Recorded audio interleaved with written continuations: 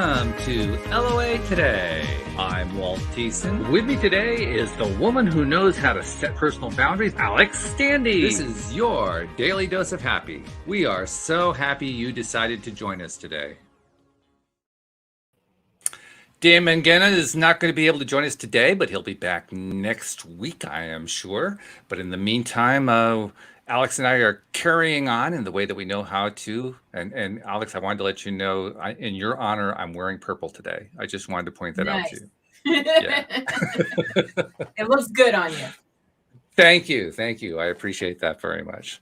I also want to tell a little story, and then I want to bring in a special guest we have joining us today, because despite the fact that Daniel isn't here, we do have a third person joining us. Her name is Beau Maxwell, and she is the teacher of the SAGE method, which we are going to learn all about for most of the show here. But I got to tell a story that happened because lately I've been working first of all, on putting together the recordings from the summit that we put on last week. So those of you who've been waiting for your recordings, they are in process, but we're trying to make them all nice and clean and tidy so that everything's very professional looking when you receive them. And also we're trying to edit out some stuff that really doesn't need to be in there. So give us a little time, but we're making progress on that. Anne-Marie Young is being really, really helpful in terms of digging through all that stuff with me. But in the meantime, I also have been doing more to reach out to our listeners and to develop a new listenership as well in our Facebook circles, on the Facebook page, the groups and so forth. And in the process of doing that, I do paid advertising occasionally. And so I went in to do a little paid advertising campaign just to kind of get some posts going. And I ran into something that surprised me. Normally, I don't know how many people know about how Facebook advertising works, but you can target pretty carefully on what kind of audience is going to hear from you and so forth. And not surprisingly, one of the things that I like to target in on is people who are interested in the law of attraction, right? I mean, kind of makes sense. Well, guess what? Facebook no longer allows targeting on the term law of attraction. What? Ow! It shocked me too. I couldn't quite believe it. I actually contacted their support about it to find out, really? Why? Well, it turns out this part includes everything. That makes sense. Well, it kind of does. This is actually part of a much larger thing that Facebook has been changing on over the last couple of months.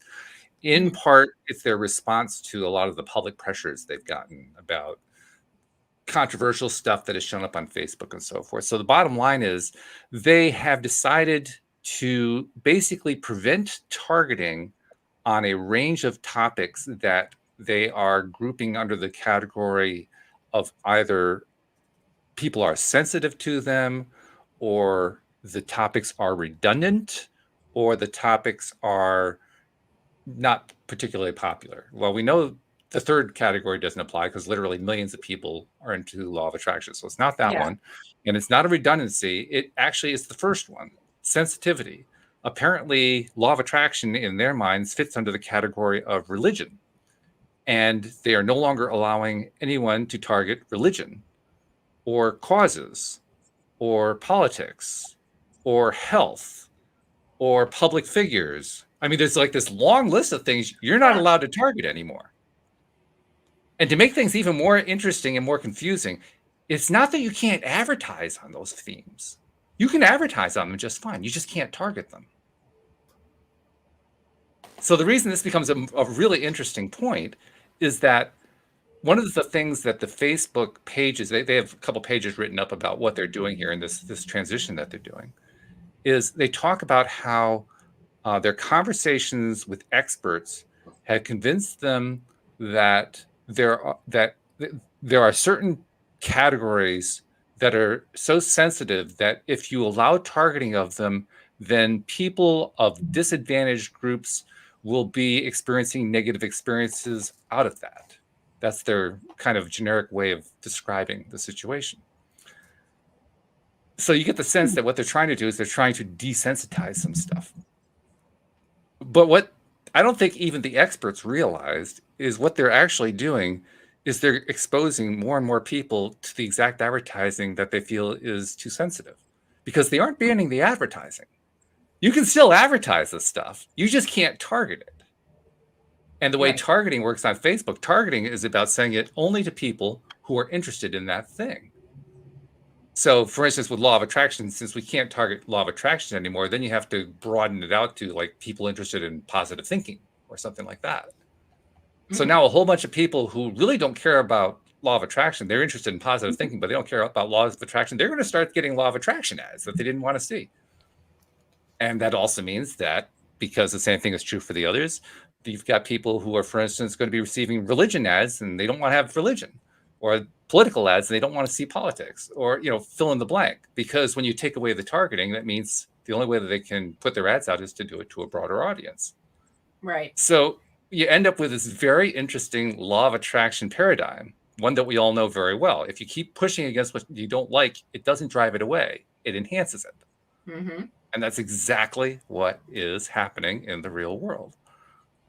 So I thought I'd bring this up as like, wow, there's an example of the very thing we caution about. You know, don't keep hammering on that thing that you don't like. You're going to get more of it, because guess what? You're about to get more of it.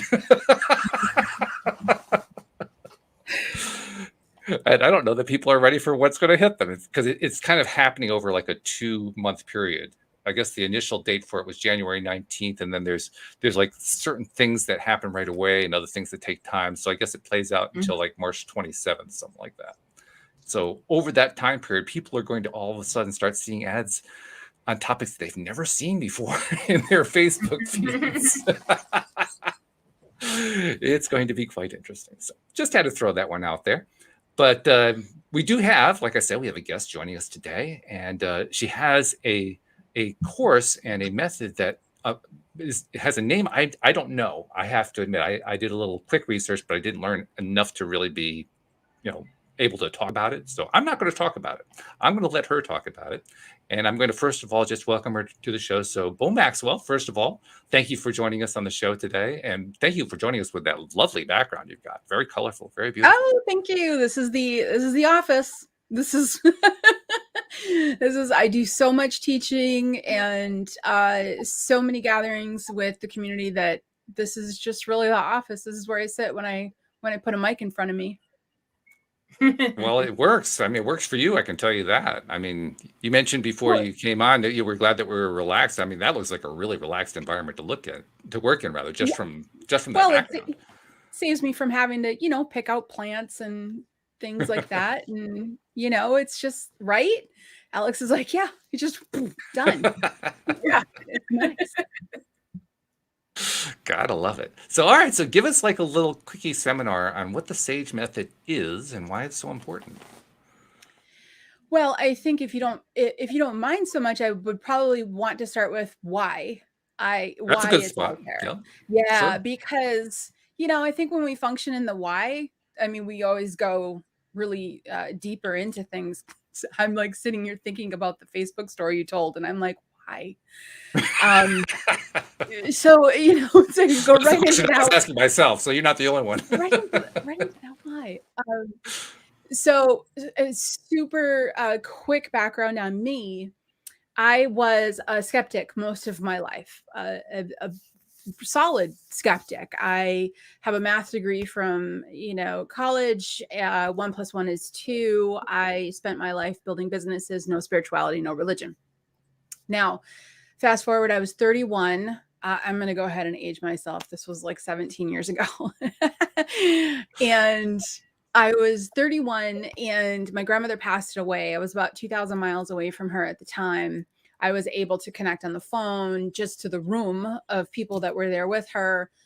But she passed, and I was standing in my living room moments after trying to figure out what to do. And she showed up in my living room. And for me, that was, people are like, I wish I had a moment like, no, I didn't wish I had a moment like that. It was frightening. It was shocking because she was 70% transparent. This wasn't like a out of the corner of the eye. She was right there. Oh, wow. Cheeky little thing standing there looking at me, winking and smiling like she thought this was the funniest thing that ever happened. And I was and shocked, got through it.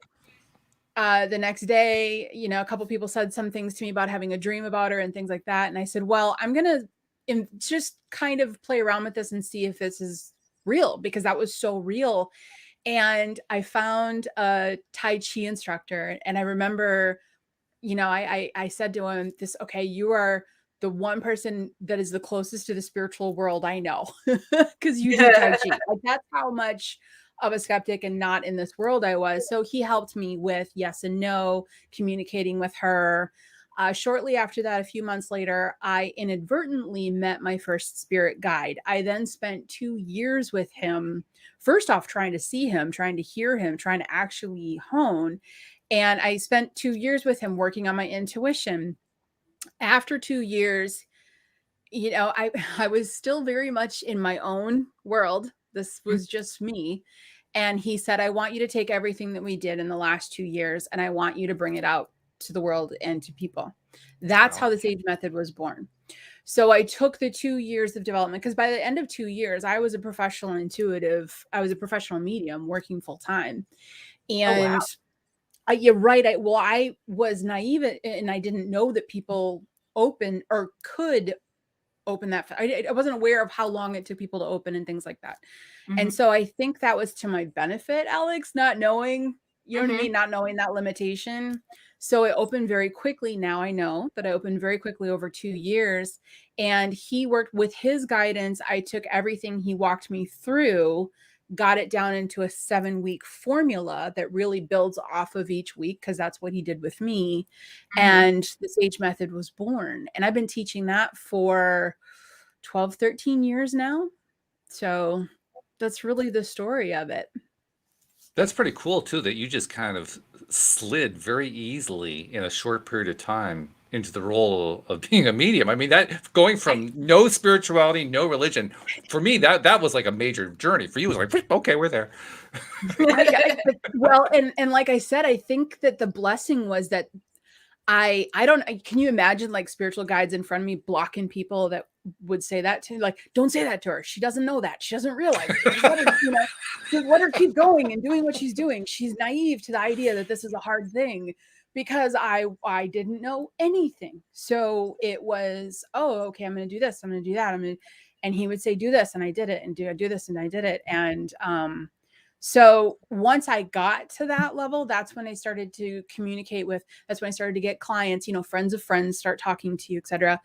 Built my client base. That went global very quickly too. And then that's when he was like, you're ready, bring this out into the world. And I did, and started talking to people. And that's when I started to get the feedback of people saying, you don't understand, I've been trying to do this for years and years and years, and nothing's worked. And that's where the formula comes in that says, here are the pieces that you need to go through. Here are the steps that you need to build on top of each other and step into it. So I think, as such a skeptic and analytical thinker, if somebody would have told me in the beginning, yeah, this is hard for almost everyone, I probably wouldn't have opened as fast as I did. You would have believed it, in other words. Yeah, exactly. So that's how it was. And it went online a couple years ago, and we've been teaching it. So it went from local in person to online local, and now it's global. That's cool. Wow. So, okay, now we know what the why is. So let me get back to my question. What's the what? What is it? Okay, so it's 7 weeks. And luckily, you don't have to go through the 2 years that I went through. But it's 7 weeks. And the basic formula is 3 steps. And the first step is really decluttering, because the number one thing that blocks intuition is clutter. We look at people who have, really open intuition. They can get these spot on messages, and we think, oh, they're special, or they're unique, or what's the word that everyone uses? They're gifted. Well, my guide approached it very differently with me. He was like, no, this is natural. You just don't use it, and it's blocked. So let's unblock it. And I went, oh, okay. And he said, it's just like your taste buds. It's just like your, hearing. And I believed him. And then, well, it turns out it's true. It's just a sixth sense, just like the other ones. And so he said, let's just clear it up. So it was kind of like realizing that your ears have been blocked for so many years and then having to take steps to unclog them. And you're like, oh, okay, now I feel how I can use it. I know how I can use it, and I can access it regularly. Like, you want to smell flower, you smell a flower. So but you couldn't have been totally blocked, though. I mean, from what you're saying, you couldn't have been. But you couldn't have been, because you were able to get in touch with him, or he was able to get in touch with you. So you actually were able to get something. I was only able to get something because that cheeky little sweetheart grandmother of mine, like, blasted me to say, wake up. And people are like, is that going to happen to me? No, I was really that thick in the skull that that she had to come through that strong. I think if she went, when my grandmother, I saw her the first time, I think if it was out of the corner of my eye, I would have written it off. Right. Well, I would have been like, doubt. And it had to be that impactful. Now, I remember, you watched I Dream of Jeannie, right? You got the little nose winkle. I remember, what do you do? Like, winkle your nose? How did she come back? Like, how do I get you to come back here? Like, thinking there's this place that she's at, that she's going to visit me. And like, I had all of these ideas. And that's where that Tai Chi instructor was so helpful to me. He was like, okay, meditation, grounding, let's work with yes and no vibrations, because those are very distinct. And then I started to feel the chills and the goosebumps, and then I started to feel the cold or the hot, and I was like, okay, I'm starting to get this, and I'm starting to get answers. The day that I believed it, I had been, so it wasn't that I just met the guide and got started and everything else. This was me just kind of navigating my way to try to feel something again after seeing her that first time. And I am bad with time. I'm going to say it was a couple of months in. I had a pendulum. I was swinging it for yes and no answers. I had built communication with her, but still doubted, still in my head was like, this is grief. I'm making it up. I'm giving myself the answers I think I want to hear. And I remember driving, I was running errands, and I felt the chills rush through me again. Like our members call them, what did one of my circle members said? The soul shivers ran through me again. And I pulled over. Wasn't that a great term, Alex? She said that the other day. I was like, I'm using that. That's good. So I pulled over, pulled out the pendulum, did yes and no questions. It took me 20 minutes with yes and no to narrow it down to and this was from my grandmother. My mom was going to have an issue. It was going to be with finances. She was going to call me for help, but that I wouldn't help her. Someone else will. And I was like, okay, when this doesn't come true, I'm going back to my regular life. You had it out. Done. No more games. So I left. Maybe an hour later, my mom called. Exactly what my grandmother had said. Your mom, she's like, I've got this issue. And this was back in the day. We're talking 12, 15 years ago when things weren't smartphone. And she said, I need you to move cash from one bank to another. I said, no problem. So I went to the bank, got the cash, and I'm driving to the other one. I'm still writing this off because my mom was an accountant. She was in the financial world. It's not like this hasn't happened before. But it was when I pulled into her bank and I was about to go in to deposit the cash that my mom called back and said, don't worry about it. Lisa helped me out. It's all taken care of. And that was the day I went, whoa, okay. That lined up way too well, all in one day. And I never looked back. Yeah. After that is when I caught a glimpse of my guide in a friend's wooded area next to their home. And I was so drawn out of curiosity that I started to just sit out there. I was like, can I go meditate in your forest? They were like, that sounds wonderful. So I did. I'm like, not creepy at all. I'm just going to go sit out here and stare at a tree. And I remember just, again, doing the same thing with him that I had done with my grandmother, trying to feel him, see him, get yes and no's. And that's where I met with him for well over a year.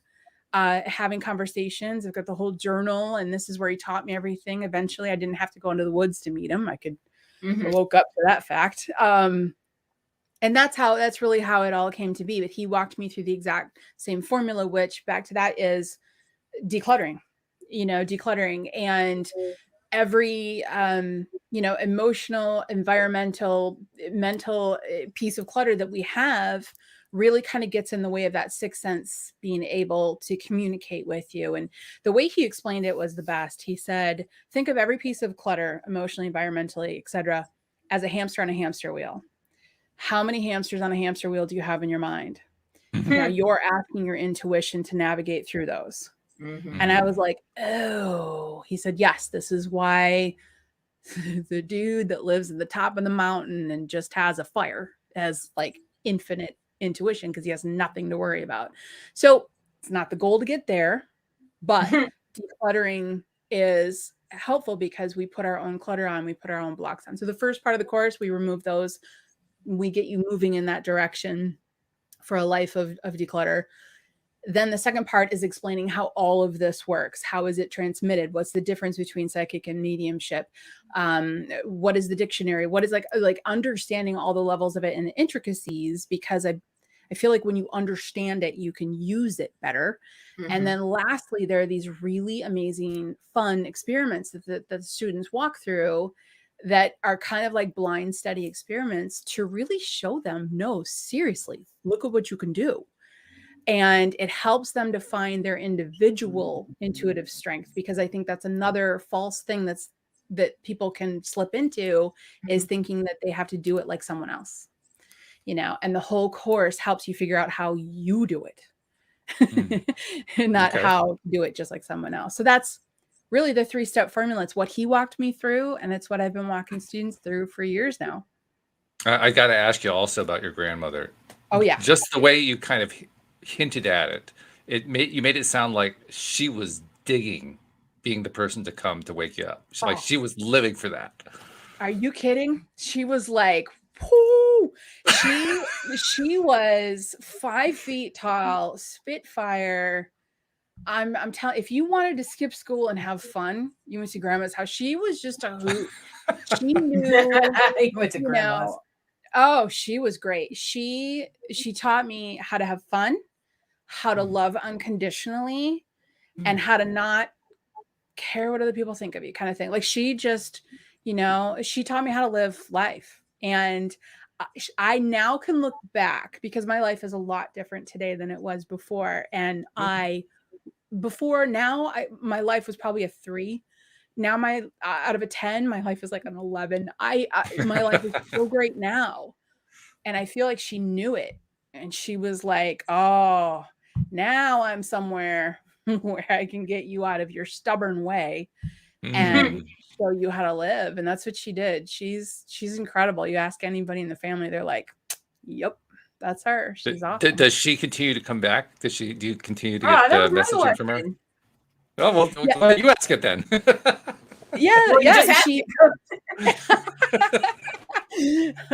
Like we've got great minds going together here. I love it. She does. She stuck with me for a long time. What I found was that she was either my butt kicker or she was my coddler. Like she would either coddle me and hold me in those times that were really hard, or she would be the one to step up and say, come on, let's go. And she knew the exact balance on when to do it. She's with me most of the time. She was with me solid for the first 2 to 3 years. After that, I remember she said, I'm going to take a little step back. And I remember I was really crushed because I never went through the grieving process because I grabbed on. Do you know what I mean? And that was a hard day for me to say, where are you going? Like, wait, you explained how all this works. I know you don't have to go anywhere, but you're leaving. And so little temper tantrum in the woods there. I'm kidding. And she distanced herself for a little bit from me. I now know that was what I needed, because I needed to stand on my own 2 feet and not be so, reliant and leaning on her so much. And then eventually she started to kind of pop back in again. And now I swear, you two, she's just here for the fun. She's like, oh, what are you gonna go do? I'm like, oh, I'm gonna go do this. She's like, I'm coming with. It's like, okay, all right. So it makes sense. The way you described that first vision, I mean, it almost sounded like she couldn't wait to get in front of you. She couldn't wait. she was standing sideways. And I believe people are like, why was she standing sideways? I believe it's because it was one more thing that I couldn't write off. You know what I mean? Like it was different than the face on how I would have, my brain would have created it. So she just was standing sideways. She turned. This could have been a TikTok. I'm telling you, she was standing sideways and she turned and she winked and she had that little smile on her face and then she just disappeared and she just loved it. She loved it. And I was like, not funny. But I can just imagine like casting call on the other side. Okay, who wants to volunteer to be Beau's first spirit? Oh, I do. I want. And she was there was probably a little bit of her that was like, oh, let me. This is going to be so much fun. Let me. She was the one that she put Halloween parties on for me every year of my life, starting at the age of like 6. I mean, and I wasn't living. I was not emotionally living at the time. You know, I was in the grind. I was in a not the best place, et cetera, et cetera. And she was like, oh, let's go. And that was the beginning of the whole adventure. So let's talk about that, the first stage of the SAGE method. That's where you're dealing with all those blocks and so forth. And I'm wondering, are there patterns to that, or is it so individual for every person? I mean, how does that play out? Is there patterning, or is it all individual? Is there some combination, or how common are the blocks? Well, they're very common. And I feel like for many people, when they go into this, and especially because we do the course together as a community, so everyone has access to the same place where they can talk to each other and such. And I think it's really helpful and very healing for people to be like, I'm not alone with this, because there's a lot of things that we take on, and we carry on our shoulders quietly. And it's when we're like, oh, I'm not the only one that does this pattern. I'm not alone. And you have other people that are like, we can do this. We can lift up from this pattern. I think that's really empowering. In general, the people that are drawn to take this course are people that are very giving, that are very loving and supportive, want to help. That's huge. I mean, we have so many yoga practitioners, doulas, nurses. I mean, it's really kind of a running theme. I mean, I also have off the top of my head, I can think of 2 lawyers and a police officer. So it's a course for everybody, but it's pretty much people that their heart really is very giving. And the hard part about that is that can be taken advantage of, and that can be a pattern. And so that's kind of a general theme of a big pattern that a lot of people that go through this have to learn how to set healthy boundaries. I heard, Alex, you rock at that. Yeah, I do. I caught that. I was like, okay, that's my girl right there. Setting healthy boundaries, finding out who you are instead of who you were told you should be. And then bring into your life the things that actually resonate with you and you thrive with. Those tasks really are game changers. They lift the vibration. They can lift the emotions. They can open up doors for people. And we don't realize how heavy that weighs on us every single day until we take a look at it. It's true. Yeah, that's very true. Yeah. Very interesting stuff. And this is actually something that it's a course that you guys don't, it's not something you offer year round. It has certain periods of time that you offer it, and you're kind of coming up on the next enrollment period, right? Yes. Yep. We only offer it once, sometimes twice a year, depending on the demand. And the reason is because I do the weekly gatherings with everybody. We're all, like I said, we're all doing it together at the same time. People can watch the training videos in their own pace at home, and then they've got the workbook and everything that's mailed to them. So they've got the supplies, but as a community, they have the Q&A area. They've got the forum. They can, connect with other students. And so I find that it really helps, because it's hard to complete a 7-week course at home by yourself. Life can get in the way. And especially when the course says, hey, take a look at this and gain some awareness about yourself. Some of us can go, I'll get back to that. I'm gonna get back to that one. I'm gonna go clean out my attic. Yeah. And so it's really helpful to have that. And then everyone gathers with me once a week so I can answer questions and connect with people as well. It's really important to me. And because I used to teach it in person, I can't teach everybody in person now, but I can meet with them every week and then have them have all the teachings as well. So that's why we only do it once a year. Enrollment opens on the 1st of February. So that's coming up in a couple of days. We have a wait list. We'll let the wait list people, we'll give them a day or two access beforehand, because those are the people that are like, I'm in. Let me know, I'm in. And so we open it up to the wait list, and we open up to the general public, and it closes. If it doesn't sell out, it usually sells out, but if it doesn't sell out, we'll close it on the 14th of February.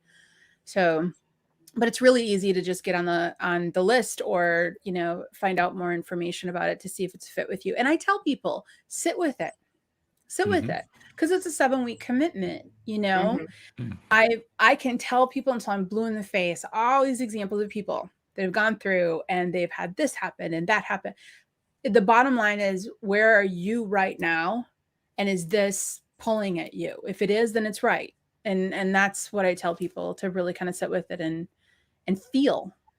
Take your first intuitive step and be like, is this it? Is this the direction I'm supposed to go? So, which is important. I mean, you have to be in alignment with the thing if you're going to do it, because this is, I mean, Right. It sounds like it's a pretty major commitment. It sounds like it's probably a significant financial commitment. So you're committing in a lot of different ways to something like this.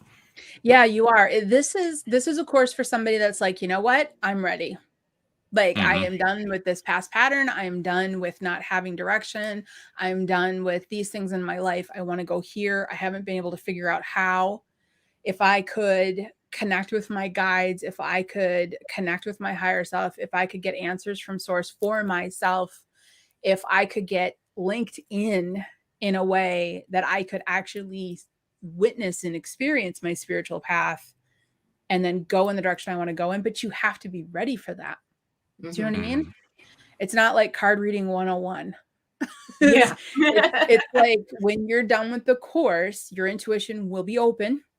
You will be able to ask questions. You'll be able to get the direction. You will start to see the signs that you needed to take the steps forward, but you have to be ready to take the steps forward. But it does raise the question, though. I mean, does anybody ever fail the course? I mean, does somebody come through and they're done with the course and the intuition really isn't open? No, I've never seen that.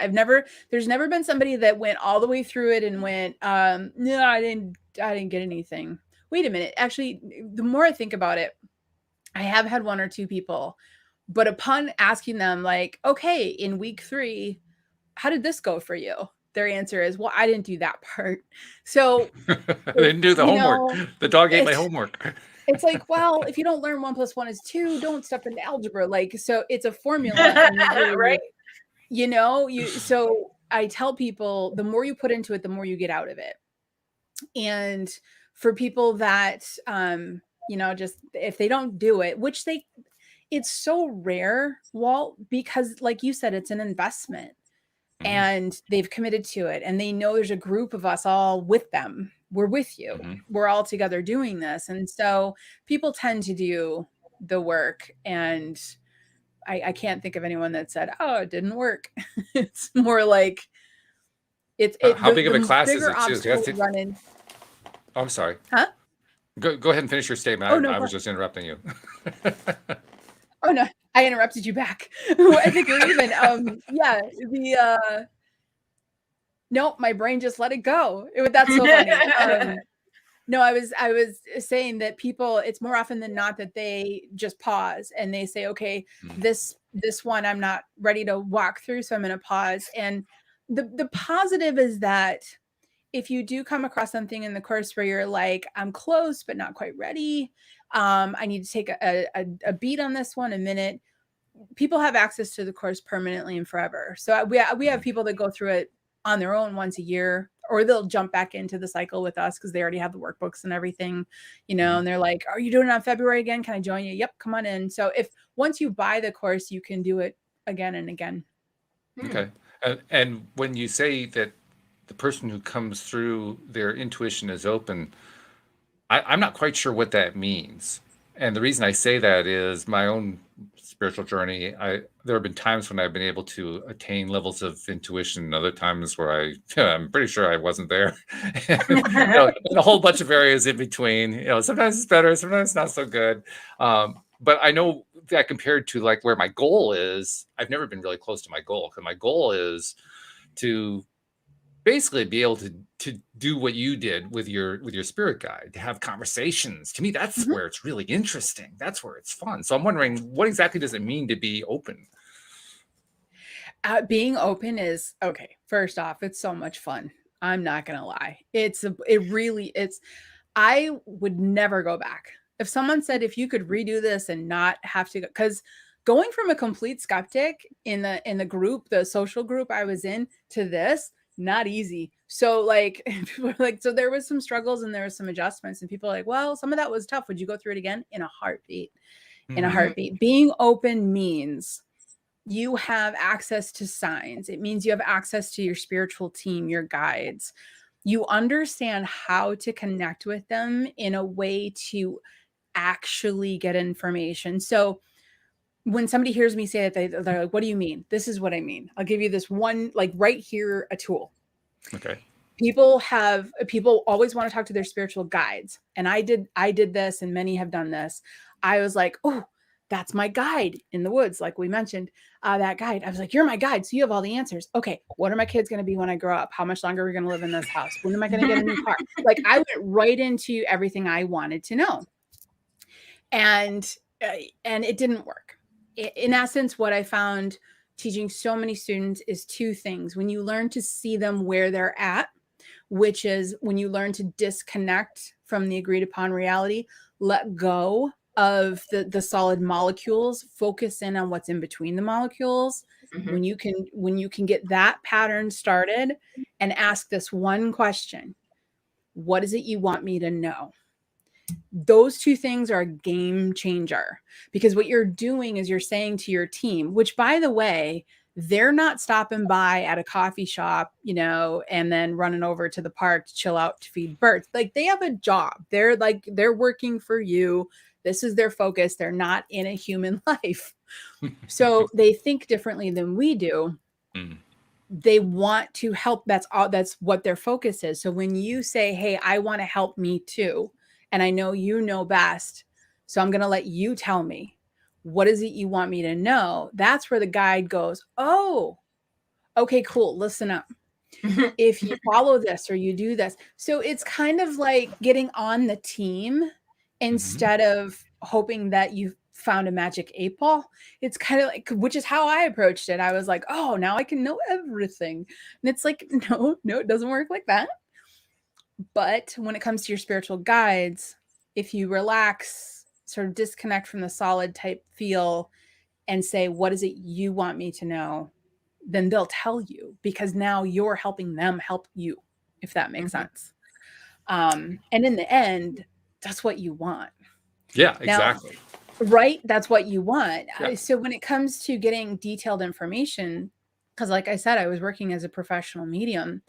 What I also learned is that everyone's intuition is very different. And until you give yourself this space to allow your intuition to say, hey, this is how I come through, then you might be limiting yourself by trying to do it this one particular way. I'm trying to see. Well, what you didn't realize is that you can hear crystal clear.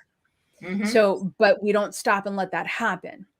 And the course literally asks people to do that. And there's all of these techniques through it that says, now try this with this unlimited, try it this way, try it that. And it's a matter of exploring to find out what your strengths are. I have students that have, I have one student, I love her so much. She's so cool. She figured out in this course that if she imagines a diorama, remember when we were in like 3rd grade and we took a shoebox, we created like a little diorama. If she imagines a shoebox as she's sitting in an intuitive state, her guides and source will literally create the stage scenario in that diorama for her and tell her everything she needs to know. That is cool.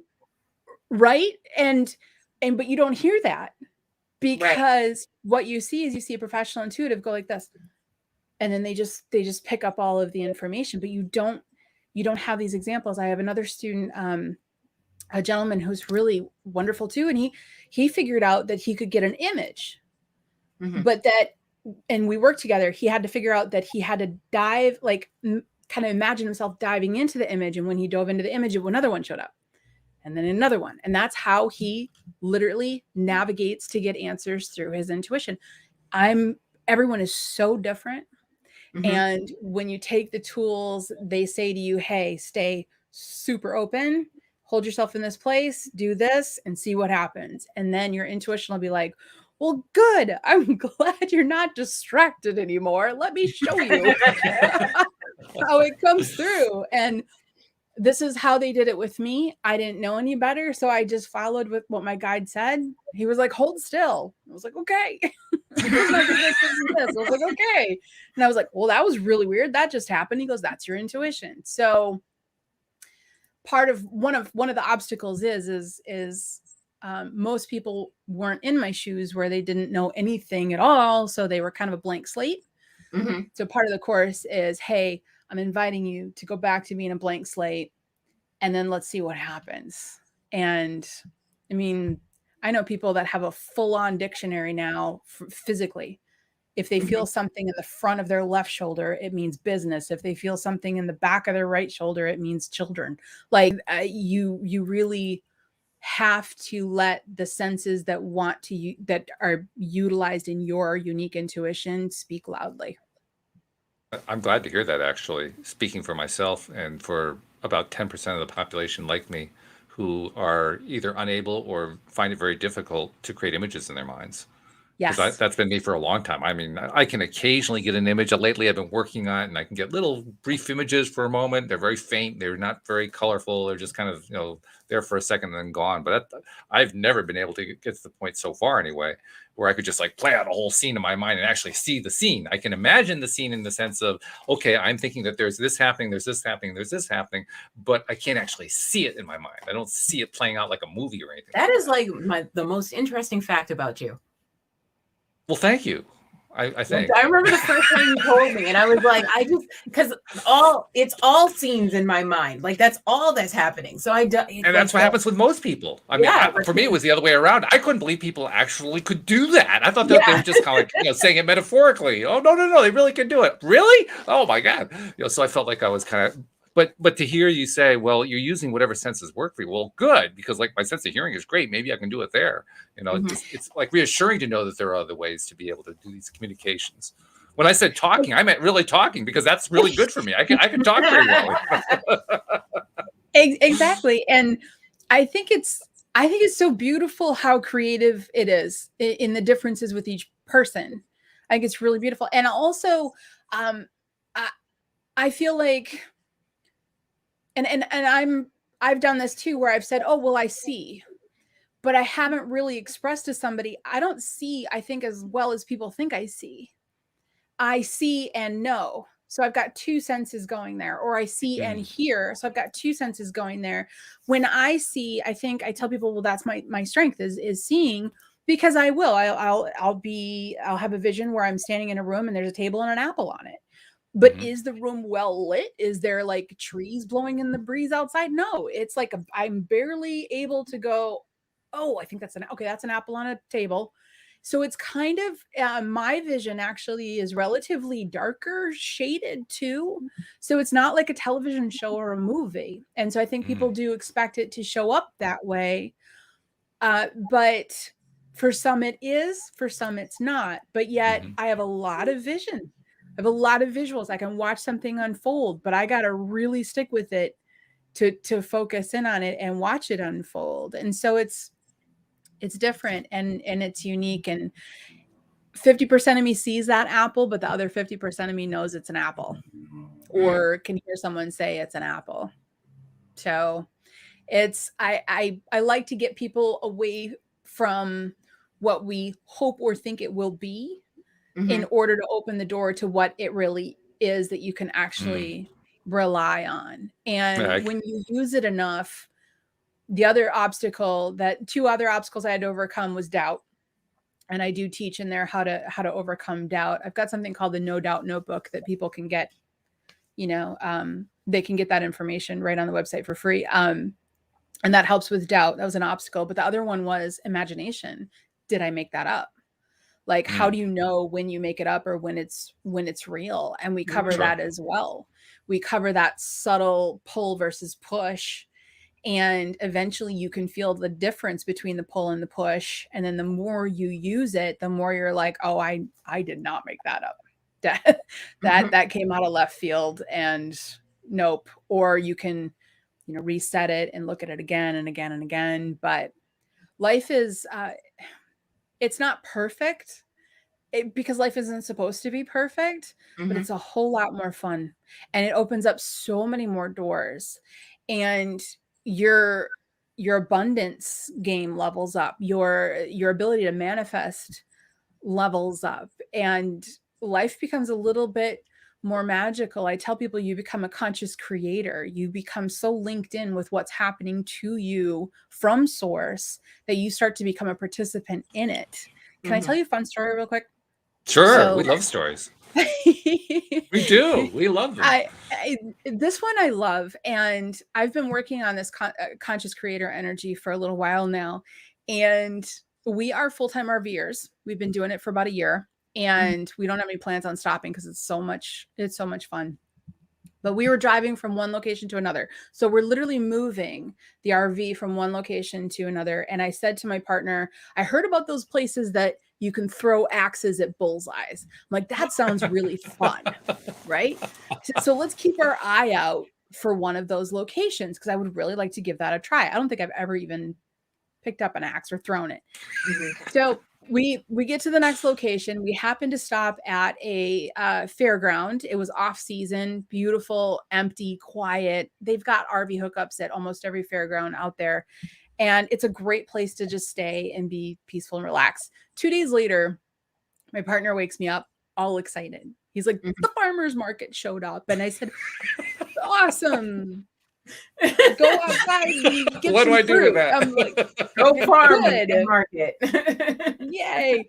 So the farmer's market showed up at the fairground. So 50 yards away from the RV now are all the booths. And he said, no, here's the cool thing. There's a mobile axe throwing unit. And I was like, done. Threw my shoes on, grabbed a cup of coffee. We went over and I threw axes and then walked back into my home. So you start to live a life where the signs become very consistent. You can rely on them. You start to create the things that you want in your life because you're more in sync. This is some of the side effects that I think are the best side effects of living intuitively.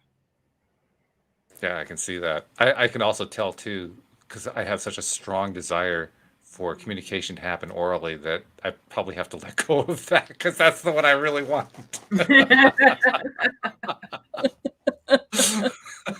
I can relate to that, Walt. For me, it's like, just tell me. Just say it. Right? Just tell me what I need to know. And, Stop beating about the bush. Just lay it out here, okay? Come on. Just plain speak, please. Exactly. Do you speak English?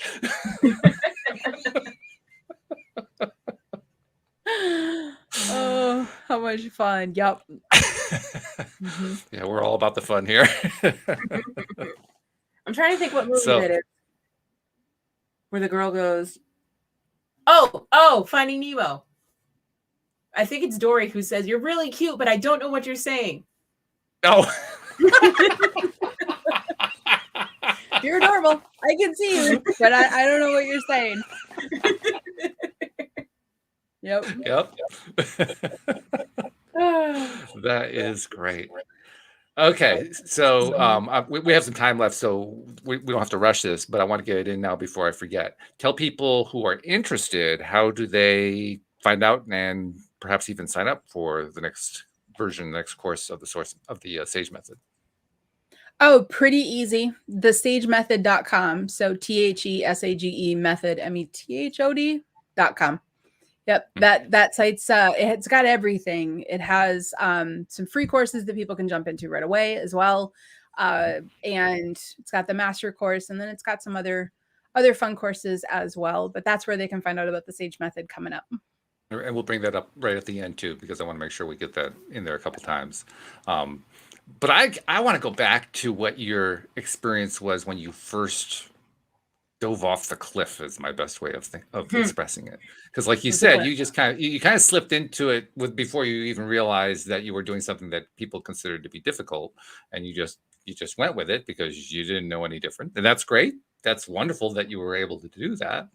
But as you look back on that, I'm wondering, how do you feel about that experience now? Because what you experienced then was fitting to what you were ready for and what you were feeling at that point in time. And if not would you want to do it differently, but do you see it differently? Do you feel it differently? Do you experience it differently looking back than what you went through? Or is it something you just replay it in your mind, like, yeah, I can just live it again. I want to ask a deeper question, like what aspect of it? Because there was like the emotional transition, there was the intuitive development piece. So is there a particular area of it that you're I'm looking for the one that you connected with, because there's something about understanding, or at least having some exposure to that connection that somebody else had, that makes it real for us. And so I'm hoping to get even more of a sense of the reality you experienced by knowing what part of it just so totally resonated with you.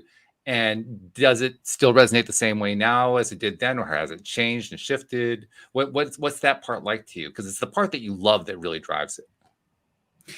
What do I love the most about my intuitive journey? I am so ridiculously curious. Like I've always been.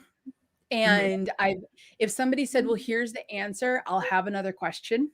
So it's, God bless my parents for going through that with me. But I mean, I was a chemistry minor in college. I was a math major. I wanted to understand how everything worked. If someone said, hey, let's hang out in a shop and I'll teach you how an engine in a car works for the weekend, I would go, just because I would really want to understand how it works.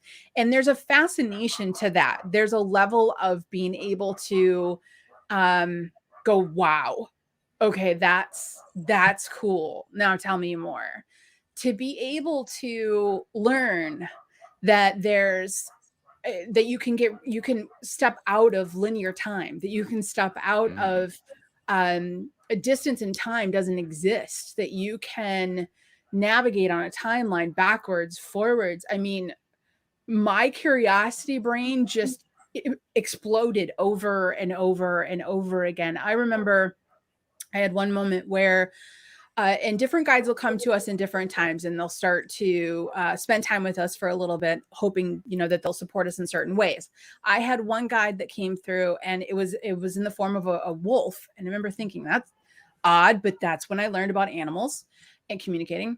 And this wolf was with me for a little bit. I went out to those same darn woods once and it showed up again. And then it walked away and looked over its shoulder, like, follow me.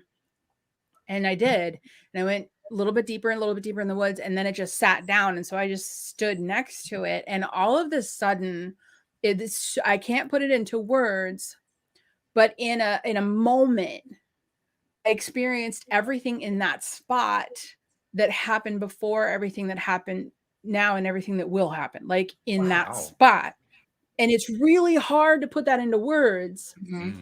But I was so deep into learning in that moment. I was so deep into curiosity and understanding that they were like, well, let's have you just touch it and experience it.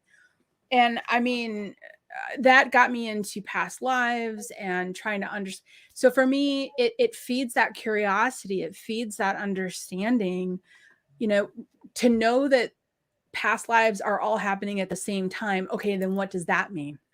And where does that bring us? And how can we, what are they doing when they're healing a past life? They're doing regression therapy, which is happening, but what's really going on? So for me, it's the curiosity. For me, it's learning that spiritual essence and everything that we're looking for is in between the molecules. It's things like that where I'm like, yeah, this is the stuff I want to know. This is it. Like if I was sick. Story. Oh, Yeah, sorry. if I was 6 and someone was like, let's learn about quantum physics, I'd be like, I'm bored. If somebody should have told me about that, I would have focused on that in college. But I hear you. it's like cookies for me. It's just like I can't get enough of it, and I think it's absolutely magnificent and beautiful, and it's the possibilities are literally endless. And when people start stepping into those possibilities, it's a whole new experience. That experience you just described in your story, when you got to the part where you said that you were experiencing past, present, future, all that at the same moment, the phrase that went through my head was complete source alignment. Yes. Yes. Yeah. That's what that sounded like. It's like you were in total touch with all of it, just as if you were non-physical. Yeah, absolutely. And then I came back and I had 2 quick thoughts, Walt. The first one was, I want to explain this to everyone. And then the second thought was, I have no idea how to put words to this. Oh, did you do that? Those were my 2 thoughts. And I've had a number of those experiences over the years where it's like, oh, I want to explain. And you can't, because you know, Alex is like, yep, you get it. You can't put words to it, but you can step into it yourself. This is not for the gifted. It's not for the chosen few. This is natural. And we're getting back to being in our natural state of connectedness. I like that idea that it's natural. That takes a lot of stigma away. It takes a lot of expectation away. It takes away a lot of the stuff that you could easily see would get in the way. Because if it's natural, well, you know, that's just like, you know, a third arm that I just didn't notice was there. Yes. And then you go through this really cool, fun class for 7 weeks to figure out how to use that darn thing. Right. And then you're like, okay, well, look at all the things I can do with it. And it's a blast. I remember when I first opened up years ago, it wasn't as social, at least where I was at, or the time, or all the circumstances, it wasn't overly socially acceptable to be a medium. You know, a lot of people didn't know what it was. And I was, I had that fear of what people thought, you know, so a lot of that stuff was still very alive in my life. And when I had the courage to say to a stranger who asked what I did and tell them what it was, many times, I can't count, but many times I've run into people that would say, I don't believe in that, but there was this one time. And everyone's got a story. And it's like, I don't believe in it, but there was this one time. And it's like, okay. All right. That It's is natural. funny. It's very That natural. is funny. It's also reassuring to know that some of the crazy experiences that I've had, and that I'm sure this is true for many people, aren't so crazy after all. I mean, you describe how your grandmother, you know, leaps in front of you and you're like in shock. Well, I mean, I remember an experience one time where I was asleep. I was like in that half awake state, not quite awake, but I was definitely asleep. And all of a sudden this face comes right into my face, like 2 inches away, and says, hello. And I go, whoa, what was that? Yep. Exactly. I mean, your side actually rather polite by comparison. Exactly. We have a whole community of people. There's the course, but we also have what's called the Sage Circle. And this is a global community of people that are, you know, they're all following their spiritual path. It's, you know, it's a fun community. It's a membership community. And one of the things we like to say to people is that the Sage Circle is the place where you don't have to start the sentence with, this might sound weird, but. And I think everyone needs that place. They need that safe place to go. People are like, well, why did you start the community? Because of what I went through. Because of all of the transit. I was afraid to tell people what it was. I had these, I mean, come on. All the past and all the future moments all happen in one moment. And I get in my car and go home and can tell no one. It's like, it was really hard. And I didn't have anybody I could ask the questions to and things like that. So that's really where the community was born. I've been building community for years because of that. Because somebody might live in, you know, a town and they don't have a circle around them immediately of people that they can be like, hey, this happened. And that's what the community is about.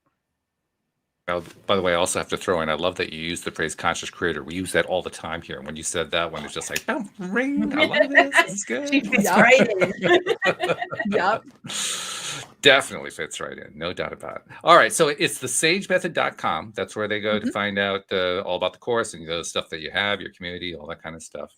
And if they're going to sign up, they need to sign up pretty quick because it's going to close pretty soon, right? Yeah, we have a limited number of supplies, so we only can let in so many people. And if they get on the wait list, they'll get like a little bit of a notification before it opens the doors to the public. But we open it up officially to everybody on the 1st of February. All right, sounds good. Well, all right, Beau Maxwell, thank you very much. This has been a fun visit. Really, really interesting. Hey, yeah. I came on here and I was like, wait, I see the word fun and laughter. Like, these are my teeth.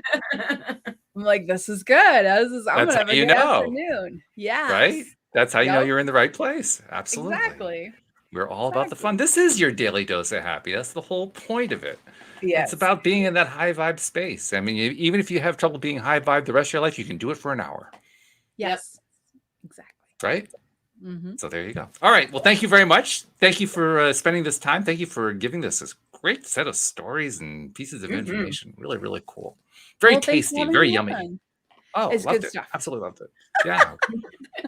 We'll have to have you back again. Just if nothing else, find out what happened in this round of the course. It's going to be interesting. You're going to have some good stories, I think. Exactly. Oh, very good. All right. Thank you, podcast listeners everywhere. And we will see you all next time here on Elevate Today. Goodbye, everybody.